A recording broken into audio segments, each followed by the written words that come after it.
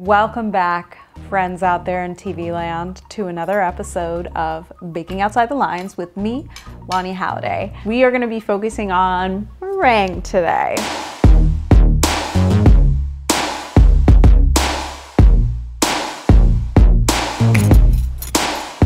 Is it too jangly with my bracelets? I'm gonna talk all about meringue today, and this is gonna be a two-part episode because I'm gonna use the techniques of meringue to make something I've never made before. My boo, also known as camera guy, is Russian. He grew up eating a Russian confection called Zephyr. It's like a Russian marshmallow. It uses meringue techniques. I don't even really know what it's supposed to be like. We're gonna see how easy meringue can actually be. So there are three different kinds of meringue. There is French meringue, there's Swiss meringue, and there is Italian meringue. The one that I'm gonna make and just demo for you guys is actually the Italian meringue because I'm like so extra, and I think that one is the one that's like the most daunting for people. It's low-key kind of scary because you're dealing with super hot syrup. Let's get started. We always want to start with scrupulously clean equipment. The fat that's left over, that's like in your sink or, you know, whatever, if you've made something with fat in it, that's gonna break down your meringue and you're completely defeating the purpose of trying to whip those egg whites into a beautiful cloud by having greasy equipment. All meringue is 2 parts sugar to 1 part egg white. That's like the basic ratio. Obviously you want like salt in there, you could add vanilla in there. We're gonna whip these egg whites and then stream in the hot sugar syrup. You always wanna start with warm whites. The first thing I want to do before I put my egg whites into this bowl is actually just take a little bit of lemon, and I'm going to take this lemon, I'm going to wipe it up on the inside of my bowl. The acid in this lemon is actually doing 2 things. It's helping make sure that there is no fat. It's just going to break up any fat that's inside of this bowl, and it's going to help provide some stability to those egg whites as they're whipping. I literally just took like the little end of it and I'm just gonna kind of squeeze it into here. This is gonna be for my egg whites.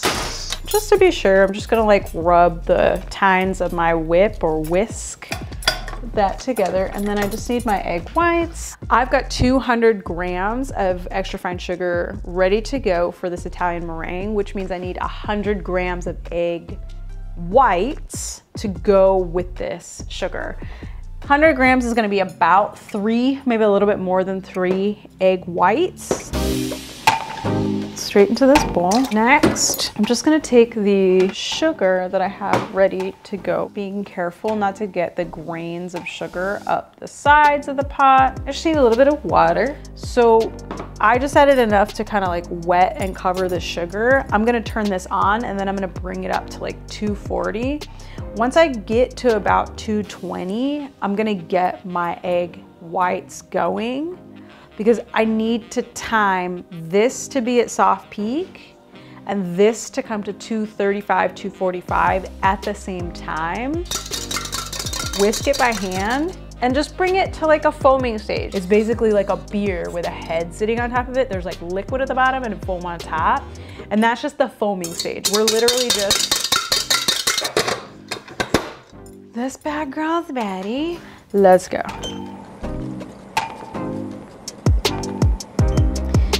So we're right around 220. We got there really fast, but we've got a lot more water to drive off before we get it to like 235, 245, and everything's gonna slow down and the bubbles are gonna be smaller and more uniform. It's gonna be like, you'll see.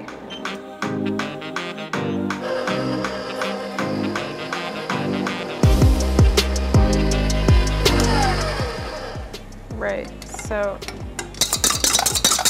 we're at the soft peak-ish stage, right? So we got a little soft peak in there. We're good to basically add this syrup whenever. This is around 235, it's almost ready. I'm gonna take it a little higher, but then we're gonna be streaming. So let's go. And we're streaming it in, we're going slow. You're gonna watch literal like a stream.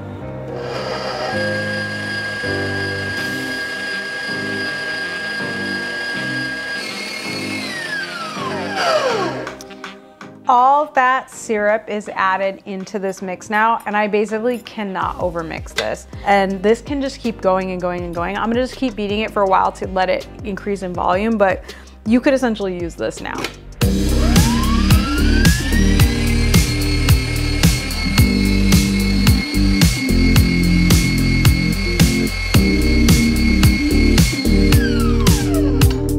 Oh my good God, look at this.